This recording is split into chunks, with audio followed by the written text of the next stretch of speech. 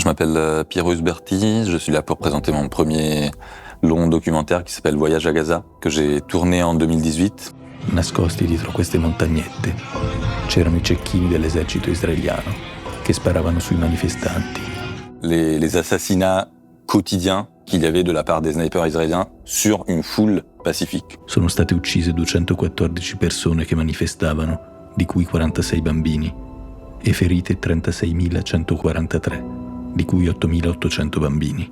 Tous les jours, ils se réveillent en espérant que leur famille soit encore vivante. Prendre des positions contre le Hamas, c'était potentiellement risqué. When a woman have a salary and want to be alone, the traditional culture and her family refuse that. Le problème n'arrive pas du Hamas, mais arrive d'Israël. Je pense à une phrase de Nelson Mandela qui dit la forme de résistance de l'opprimé, c'est l'oppresseur qui la décide, qui l'impose. Des milliers de Palestiniens se sont rassemblés ce samedi à la frontière entre la bande de Gaza et Israël. Ils étaient appelés à manifester en masse pour fêter le premier anniversaire des marches du retour. En fait, il n'y aura pas de paix sans droit des Palestiniens.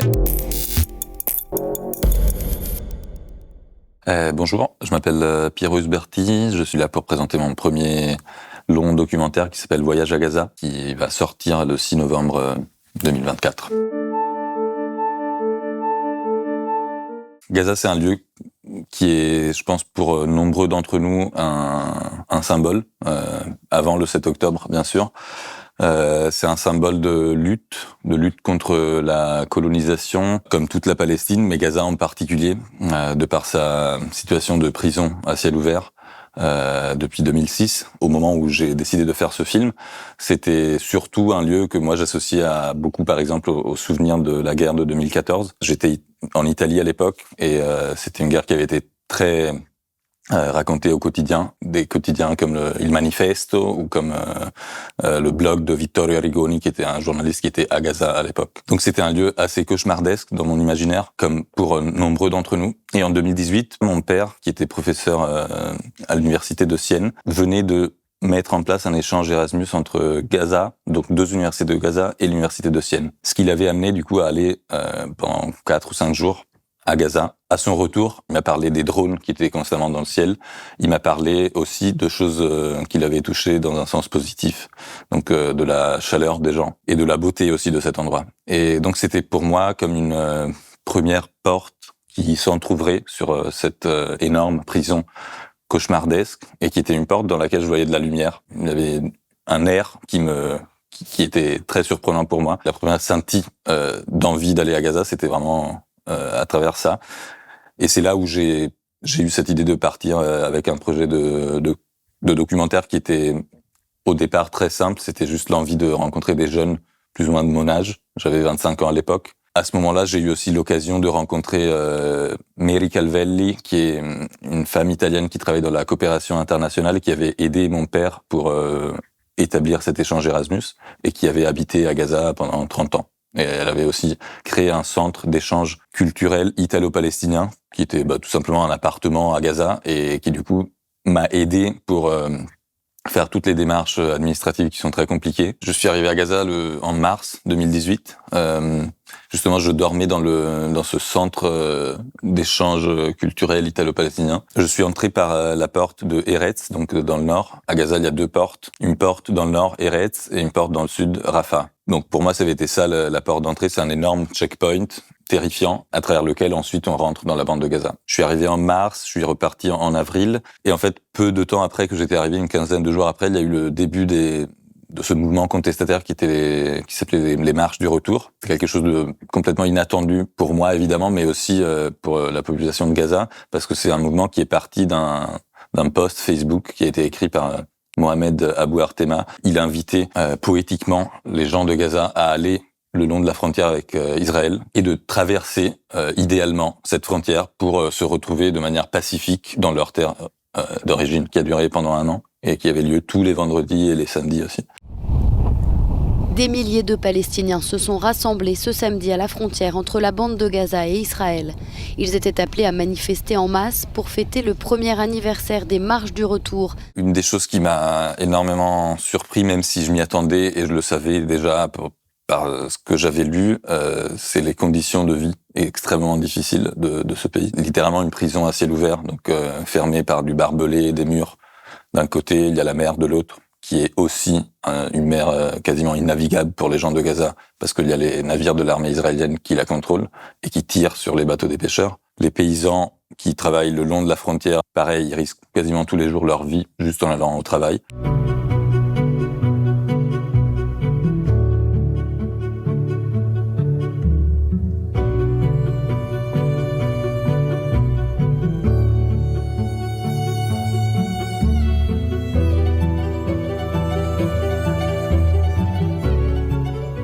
J'ai ressenti la suffocation de ce blocus, un blocus qui après atteint aussi l'économie, les médicaments qui peuvent pas rentrer, etc., etc.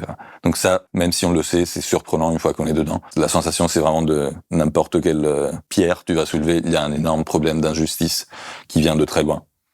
Mais ce qui m'a le plus surpris, malgré tout ça, c'est la capacité de vivre à l'intérieur de ça, des gens de Gaza, la joie que j'ai ressentie pendant tout ce séjour et qui m'a été transmise de manière très spontanée par les gens, et je pense pas pour juste faire face aux adversités, mais parce que c'est vraiment quelque chose de très très intérieur. Voilà, c'est une capacité de faire face et de retrouver à l'intérieur de ces conditions extrêmement difficiles de vie, retrouver l'envie de vivre. Voilà. Moi, c'est un endroit où j'ai senti énormément cette envie de vivre. La douceur aussi. La douceur avec laquelle j'ai été accueilli. Ça, c'était quelque chose à laquelle je m'y attendais pas. Je pensais que ça allait être un moment beaucoup plus aride aussi et difficile, vu les conditions de vie auxquelles je m'attendais.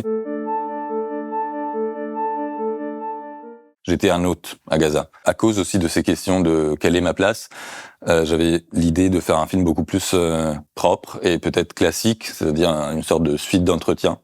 Donc de laisser que la voix aux Palestiniens de raconter leur vie. Sauf que quand j'ai commencé ce travail de montage, je me suis senti, moi, en première personne, distant de ce que j'étais en train de faire. Et je pense que c'est justement parce que je n'étais pas en train de retrouver l'intensité et la richesse d'émotions que j'avais vécues pendant ce séjour. La manière de le retrouver, c'était vraiment de reprendre en fait cette présence personnelle que j'avais eue dans ce voyage. C'est pour ça que le film s'appelle Voyage à Gaza. C'est aussi quelque part une invitation. Maintenant, c'est devenu un rêve impossible parce que le film a été fini avant le 7 octobre. Et c'était peut-être une invitation aussi pour d'autres gens, des spectateurs du film, à aller découvrir ce pays qui pour moi était un pays merveilleux. Pour moi, ça a été un voyage bouleversant. Et donc, j'avais besoin d'être dans le film, avec cette voix off. Un pezzo di terra sabbiosa dove cresce di tutto senza difficoltà. Ulivi, pruni, aranci, limoni, melograni, uva, jawaffa, avocado. Anch'io le racconto chi sono e cerco di spiegare cosa sono venuto a fare qui. Volevo vedere questo posto. Volevo trovarmi qui. Lei invece vuole partire, vuole viaggiare, vedere il mondo al di fuori di Gaza. Siamo giovani e in fondo condividiamo la stessa voglia di viaggiare, di scoprire. Malgré le fait que ça puisse amener des potentielles problématiques de place, ça m'est arrivé qu'on me dise pourquoi c'est toi qui parles et c'est pas que les Palestiniens. C'est une manière aussi d'être très proche pour moi en tant que réalisateur, et je pense aussi pour un spectateur, le fait d'être accompagné. J'ai essayé de raconter, même quand c'est moi qui parle dans le film, des choses qui m'ont été données par les gens avec qui j'ai passé ces 3 mois. C'est ça qu'a été mon expérience à Gaza. Enfin, j'y ai été en tant que réalisateur, mais aussi en tant que personne, en tant que voyageur, en tant que jeune, entre jeunes de ma génération. Autour du film, il y a eu vraiment des relations qui se sont construites, qui perdurent encore maintenant. Et donc, c'était vraiment comme un journal de voyage. Et dans un journal de voyage, donc évidemment, il y a un narrateur. Toute la douceur, la beauté que j'ai perçue pendant ce séjour et dans ce pays, qui n'est pas une beauté et une douceur que je plaque dessus, mais qui m'était vraiment. Enfin, c'était un argument aussi d'échange entre moi et d'autres gens.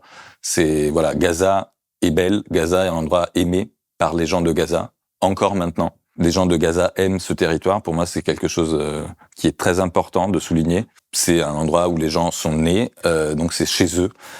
Et malgré tout ça, il y a des gens qui sont dans le film et qui actuellement... Donc Sarah, par exemple, c'est un des protagonistes du film qui actuellement vit en Italie. Elle ne rêve que de pouvoir retourner à Gaza et de pouvoir retourner dans une Gaza qui soit habitable. Je suis également en contact avec une des sœurs de Sarah qui habite actuellement dans le nord de Gaza. Et une des choses qu'elle me dit souvent, c'est « Gaza me manque ». Et je trouve que cette petite phrase, elle est extrêmement précieuse et importante. Le choix des personnages du film a été fait par hasard, dans le sens que je savais que je voulais en centrer le film sur des jeunes. Quand je suis arrivé à Gaza, en fait, le premier soir, j'ai rencontré Sarah. Sarah, elle était bénévole dans le centre d'échange culturel italo-palestinien.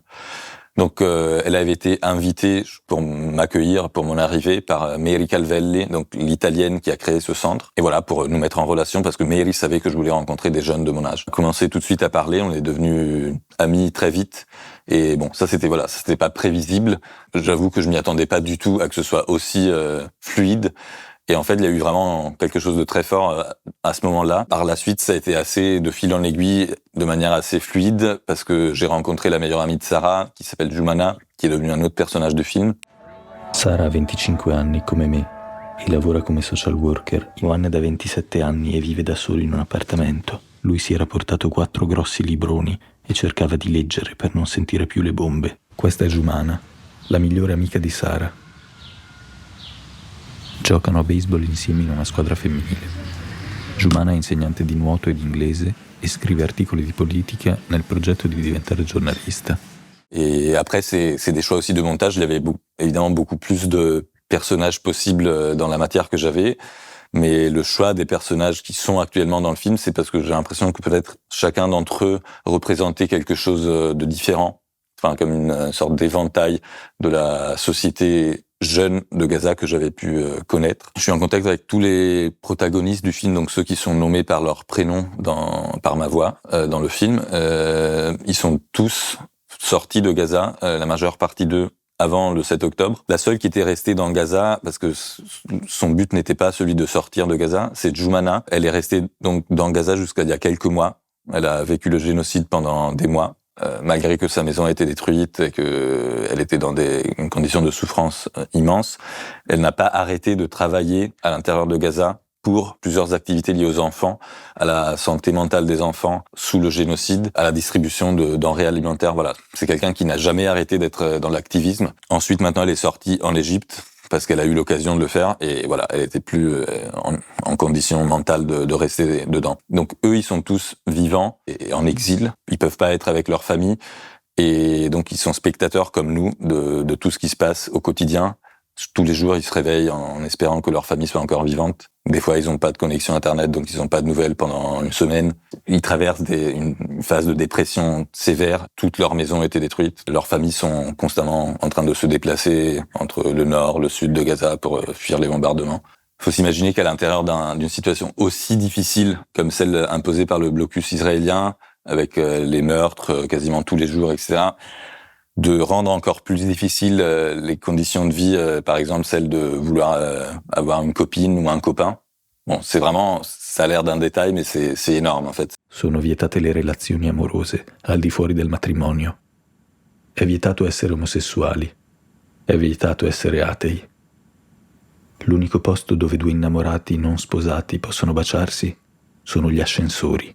Évidemment, comme on comprend dans le film, prendre des positions contre le Hamas, c'était potentiellement risqué. Pour moi, c'était inévitable d'en parler. J'ai vraiment été spectateur de cette situation que eux, ils appelaient comme multiples sièges. Donc, il y a le siège d'origine qui est le siège d'Israël, d'où découlent aussi d'autres suffocations, dont justement celle du gouvernement de Hamas. Tous les amis que j'ai, Mohanad en premier, m'ont toujours dit quand tu en parleras, n'oublie jamais de dire que le problème n'arrive pas du Hamas, mais arrive d'Israël.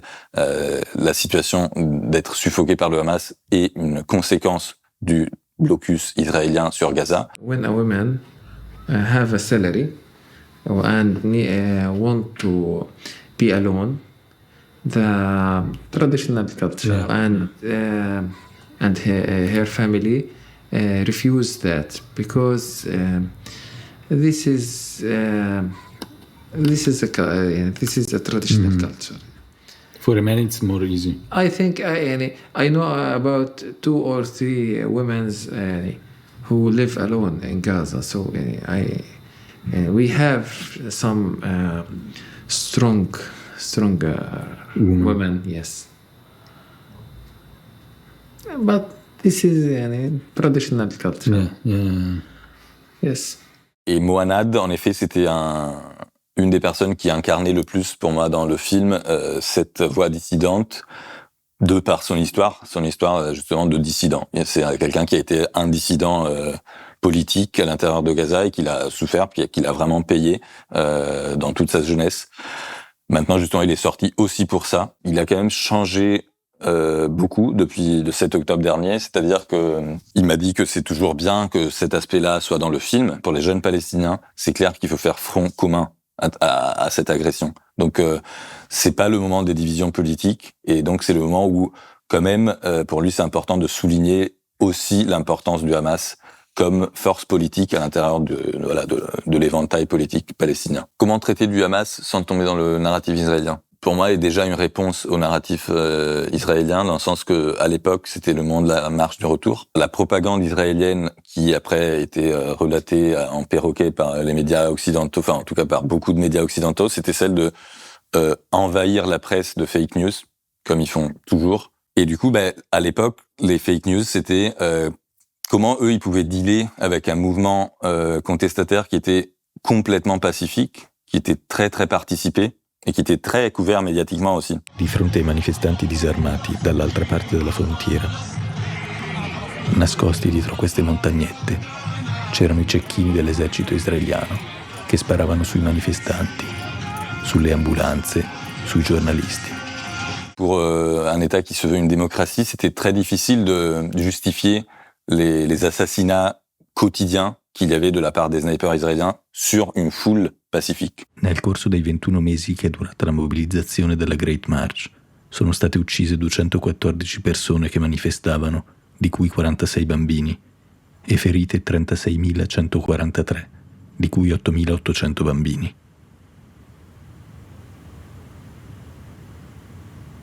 I cecchini sparavano proiettili esplosivi proibiti e dei gas lacrimogeni inediti che avevano effetti disastrosi sul sistema nervoso. Bien après le nombre énorme de blessés et de morts qu'il y a eu, ils ont commencé à envoyer des ballons incendiaires de l'autre côté de la frontière. Donc voilà, je dis ça juste pour qu'on me dise pas que je raconte du faux. Il y a eu ça. C'est des ballons incendiaires qui allaient brûler des champs de cultivation juste de l'autre côté de la frontière. Ils n'ont jamais tué personne. Voici la nouvelle arme des Palestiniens contre les Israéliens, des cerfs-volants enflammés. Une réponse aux 125 Palestiniens tués par des tirs israéliens depuis fin mars. Qu'est-ce qui est terroriste ? Est-ce que c'est un sniper qui tue une foule et qui vise exprès les enfants, qui vise exprès toute une génération de jeunes et d'enfants pour la mutiler ? L'utilisation de la parole terroriste et toute la narrative qu'il y avait autour de ça, pour moi, c'était important de la déconstruire, c'est-à-dire que la propagande israélienne racontait que tous ces manifestants-là étaient des gens qui étaient payés par le Hamas pour aller manifester, qui étaient poussés par le Hamas, qui étaient payés une fois qu'ils étaient blessés. رأيك أحمد في إنه الجيش الإسرائيلي بيحكي الأغلب اللي انقتلوا في المظاهرات السلمية هاي إرهابيين ومن حماس. أنا من حماس أنا أخوي وابن عمي طب أنت مش حمسة وأنت إرهابي؟ كيف إرهابي؟ أنا رايح عليه بارودة ولا حامل سلاح رايح عليه؟ بدي رايح عليه. كيف إرهابي؟ إيش يعني إرهابي؟ الإرهابي اللي بقتله بس بذبح هاي الإرهابي. أنت مش إرهابي، هم مين الإرهابي؟ هم الإرهابيين. لأنهم قاعدين في الأرض بقتلوا. هاي الإرهاب. لما رحت على حدود حماس دفعت لك $100 عشان تروح هناك؟ لا.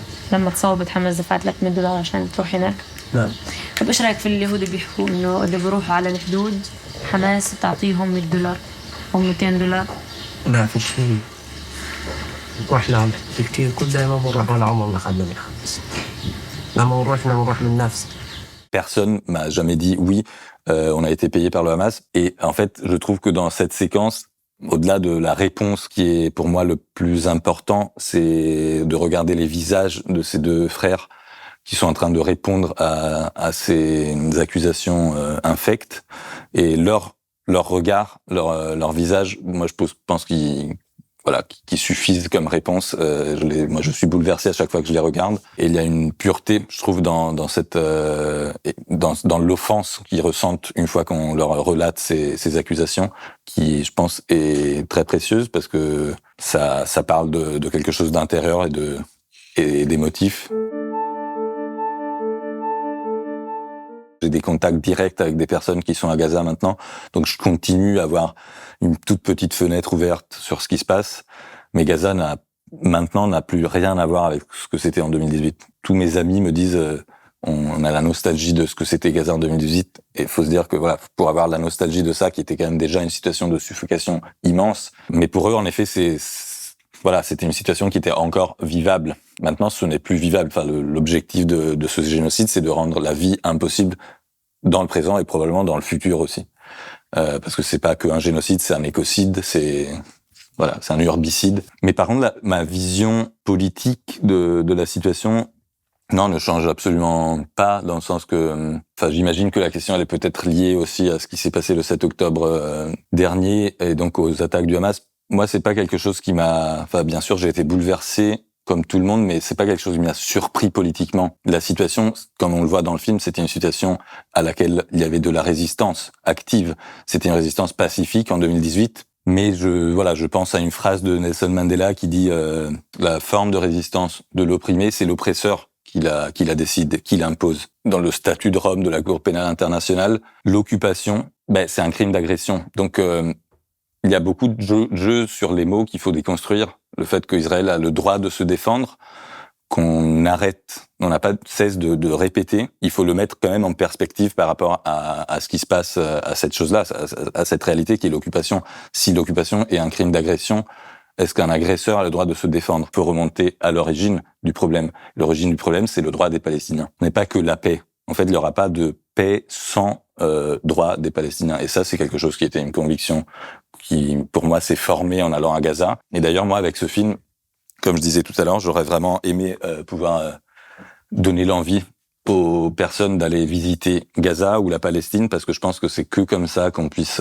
découvrir et se faire vraiment une idée politique de la situation. Comme je vous disais tout à l'heure, je suis en contact, par exemple, avec une des sœurs de Sarah, qui s'appelle Nour. Elle habite à Gaza, dans le nord de Gaza actuellement. Et voilà, faudrait que je vous fasse entendre les messages vocaux, le ton de sa voix. We can't do anything, just hope. We keep hope in our mind, in our hearts, just hope. Believe me. Ou les photos qu'elle m'envoie, les petites vidéos où il y a ses petits neveux qui lui font des massages et ils rigolent. À l'intérieur d'une situation où ils sont bombardés, leur maison, elle a été bombardée. La première maison où ils habitaient, elle a été bombardée avec eux dedans. Ils en sont sortis par miracle, tous pleins de cendres. Et à l'intérieur de tout ça, il y a une capacité de encore me transmettre de l'autre partie du monde une douceur et vraiment une beauté. C'est une beauté humaine, et puis il y a une beauté aussi d'endroit. Enfin, c'est une ville qui est belle. C'est une ville où il fait bon vivre quelque part. Enfin, si les conditions de vie étaient meilleures, c'est une ville auquel les gens sont extrêmement attachés. Il y a vraiment une douceur dans l'air. C'est un bord de mer infini avec des couchers de soleil magnifiques. Il y a toujours du vent. Enfin, il y a des choses qui sont, pour moi en tout cas, de l'ordre d'une beauté esthétique.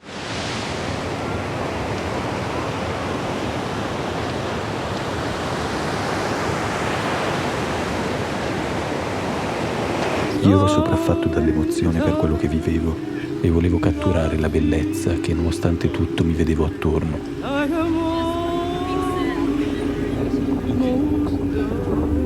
E che mi sembrava la cosa più preziosa. On n'a que des numéros, des chiffres de combien de morts, Et en fait, c'est que en se rapprochant de aussi ce qui est beau, je pense qu'on peut éveiller une proximité, donc une conscience politique. Je sais pas si je vais pouvoir retourner dans Gaza comme lieu physique, parce que je sais pas si Gaza sera encore existante après tout ça. Mais par contre, j'aimerais bien retourner dans Gaza comme lieu imaginaire. J'ai encore des rushs, beaucoup de rushs de ce que j'avais filmé, qui sont devenus d'autant plus précieuses pour moi maintenant, parce que c'est des témoignages d'un monde qui ne sera probablement plus jamais. Et puis, il y a une Gaza qui est celle des exilés. Enfin, je veux dire, c'est sûr que j'aimerais bien faire un prochain film peut-être, voilà, sur la suite de tout ça, qui sera peut-être justement un film d'exil.